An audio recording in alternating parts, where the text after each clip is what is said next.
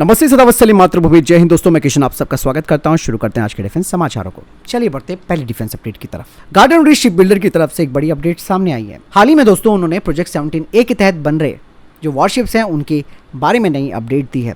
Garden reach ship builder की तरफ से कुछ तस्वीरें भी जारी की गई हैं जिसमें दिखाया गया है कि वर्तमान में जो निर्माणाधीन युद्धपोत हैं उनमें अच्छा खासा काम चल रहा है।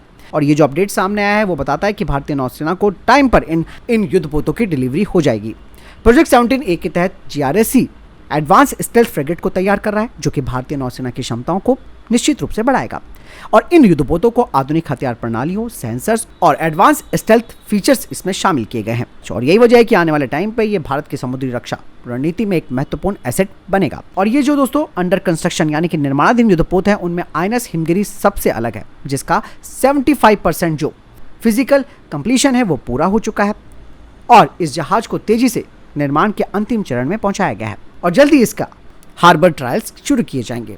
फ्लीट में शामिल होने से पहले इस पोत की ऑपरेशनल रेडीनेस को सुनिश्चित करने के लिए ये परीक्षण का एक महत्वपूर्ण कदम माना जाता है। यही नहीं, इसके अलावा दोस्तों GRSC में दो अन्य जो शिप्स हैं वो तैयार हो रही है, INS दूनागिरी और INS विंध्यागिरी, जिसमें लगातार काम चल रहा है। दूनागिरी का निर्माण 62% पूरा हो चुका है जबकि विंध्यागिरी का निर्माण 50% पूरा हो चुका है।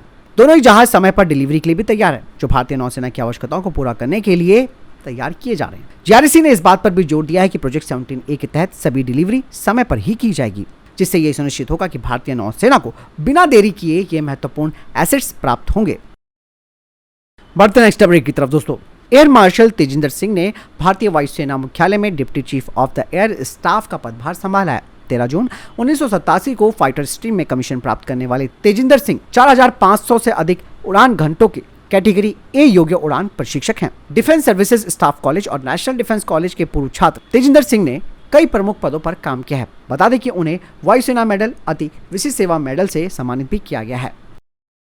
चलिए बढ़ते हैं नेक्स्ट अपडेट की तरफ। दोस्तों भारत के aerospace startup DG propulsion private limited की तरफ से एक बड़ी घोषणा की गई है जिसमें कि उनका जो DG-J40 जेट इंजन है वो अब अपने प्रोडक्शन के अंतिम फेज में आ चुका है। कंपनी की तरफ से इस बारे में जानकारी दी गई है जिसमें उन्होंने कहा कि वर्तमान में ये जो इंजन है वो अपनी फाइनल ट्यूनिंग से गुजर रहा है और बड़े पैमाने पर इसका उत्पादन भी किया जाएगा। यही नहीं दोस्तों, कंपनी अब इस इंजन की क्षमताओं के बारे में भी बताना चाहती है, लेकिन दोस्तों कहा यह जा रहा है कि कस्टमर कॉन्फिडेंशियलिटी रिस्ट्रिक्शन की वजह से वो इसे अभी सार्वजनिक रूप से नहीं बता सकते हैं। दरअसल दोस्तों ये जो डेवलपमेंट है इस कंपनी के द्वारा वो हाल ही में IDEX विजेता के रूप में चयन करने के तुरंत बाद हुआ है, जो कि एक महत्वपूर्ण मील का पत्थर भी है। बता दें कि जो DG-J40 है उसको उच्च गति वाले जो अनमैन्ड एरियल व्हीकल्स है यानी कि हाई स्पीड वाले अनमैन्ड एरियल व्हीकल्स हैं उन्हें ये पावर प्रदान करेगा। इंजन के प्रदर्शन और विश्वसनीयता ने महत्वपूर्ण ध्यान भी आकर्षित किया, जिसकी वजह से दोस्तों इस कंपनी को भारत के बढ़ते हुए एरोस्पेस और रक्षा क्षेत्र में एक प्रमुख खिलाड़ी के रूप में स्थान दे दिया है।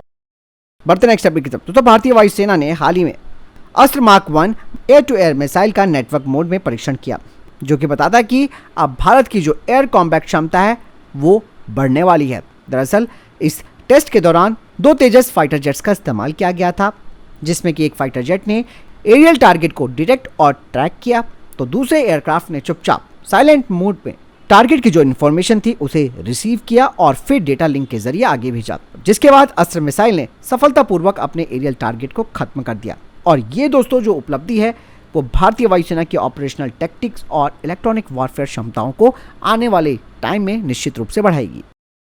चलिए बढ़ते नेक्स्ट अपडेट की तरफ दोस्तों।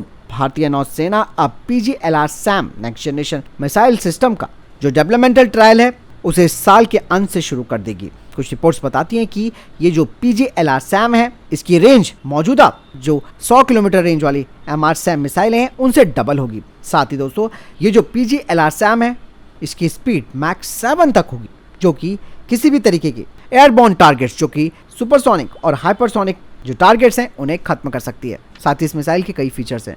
यह मिसाइल एक एंटी-शिप बैलिस्टिक मिसाइल क्षमता के साथ आएगी, जो कि भारतीय नौसेना को एक रॉबस्ट डिफेंस प्रदान करेगी बैलिस्टिक मिसाइल्स के खिलाफ। बढ़ते नेक्स्ट अपडेट की तरफ दोस्तों। HAL ने अब फाइनली ऑफिशियल तौर पर यानी कि औपचारिक रूप से अपनी बिड जमा कर दी है फिलीपींस एयरफोर्स के टेंडर में, जिसके तहत फिलीपींस की एयरफोर्स करीबन 40 फाइटर जेट्स को खरीदना चाहती है। बता दें कि भारत ने अपने तेजस मार्क 1 फाइटर जेट का ब्रह्मोस NG के साथ फिलीपींस को ऑफर किया है और कहा जा रहा है कि ये जो डील है वो 5.3 बिलियन से लेकर $7.1 बिलियन के बीच हो सकती है। यहाँ पर दोस्तों फिलीपींस चाहता है कि उसे एक तेज more lethal multi role fighter jet मिले, जो कि उसके एग्जिस्टिंग जो south Korean FA-50 fighter jets है उनके साथ ये कॉम्प्लीमेंट हो सके। दरअसल फिलीपींस की गवर्नमेंट इस बात की भी संभावनाएं तलाश रही है जिसमें कि फ्लेक्सिबल पेमेंट स्कीम शामिल की जाएगी और इसमें सिंडिकेटेड लोन्स भी होगा प्राइवेट लैंडर्स के लिए। बढ़ते नेक्स्ट अपडेट की तरफ दोस्तों, कुछ डिफेंस एक्सपर्ट्स की तरफ से तेजस मार्क 2 फाइटर जेट को लेकर एक बड़ी बात सामने आई है। उन्होंने कहा कि अगर तेजस मार्क 2 फाइटर जेट की जो मार्केटिंग है वो अगर बहुत अच्छी तरीके से की जाती है तो इसमें कोई डाउट नहीं है कि भारत का तेजस मार्क 2 फाइटर जेट एक वर्सेटाइल कॉस्ट इफेक्टिव सॉल्यूशन होगा उन एयरफोर्सेस के लिए जिन्हें की इस तरीके का घातक फाइटर जेट चाहिए। और साथ ही साथ जिस तरीके से ग्लोबल डायनेमिक शिफ्टिंग हुई है और जो ट्रेडिशनल सप्लायर हैं रशिया और चाइना, इन्हें देखा जाए तो कई तरीके के जियोपॉलिटिकल तनाव इन्हें लेकर सामने आए हैं। इसके अलावा सैंक्शंस जो हैं वो लगातार इनके ऊपर बढ़ते रहते हैं। तो ऐसे में तेजस मार्क 2 को एक यहाँ पर यूनिक पोजीशन मिल जाएंगी इंटरनेशनल मार्केट में अपनी पकड़ को बनाने के लिए। चलिए बढ़ते हैं नेक्स्ट अपडेट की तरफ। दोस्तों कुछ डिफेंस एक्सपर्ट्स की तरफ से कहा जा रहा है कि भारत का S-400 और LR-SAM पाकिस्तानी एयरफोर्स के लिए एक बड़ी टेंशन बन जाएगा और इनकी वजह से पाकिस्तान की एयरफोर्स को फिर से अपने जो फाइटर जेट्स हैं उन्हें और दूर तैनात करना पड़ेगा, जिससे कि पाकिस्तानी एयरफोर्स की जो इफेक्टिवनेस है एयर पावर की वो और कम हो जाएगी। दोस्तों हाल ही में कुछ तस्वीरें सामने आई है जिसमें कि अस्त्र मार्क 2 को रिलीज करते हुए दिखाया गया है एक नए इजेक्टर लॉन्चर के जरिए।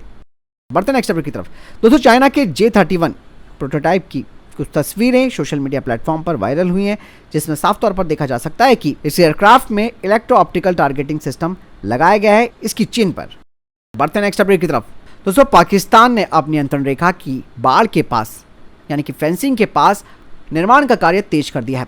हालांकि भारतीय सेना ने इस निर्माण कार्य को रोकने का प्रयास किया और भारतीय सेना ने चेतावनी के तौर पर यहां पर फायरिंग भी की। हालांकि भारतीय सेना की ओर से फायरिंग जब की गई तो पाकिस्तानी डर गए और उन्होंने ये कंस्ट्रक्शन रोक दी। ये घटना दोस्तों जम्मू कश्मीर के गुरेज सेक्टर की है जहां पाकिस्तान के द्वारा ये काम किया जा रहा था। इससे पहले पाकिस्तानी सेना को लाल झंडा दिखाकर खबरदार किया गया, लेकिन जब नहीं माने तो फायरिंग करनी पड़ी।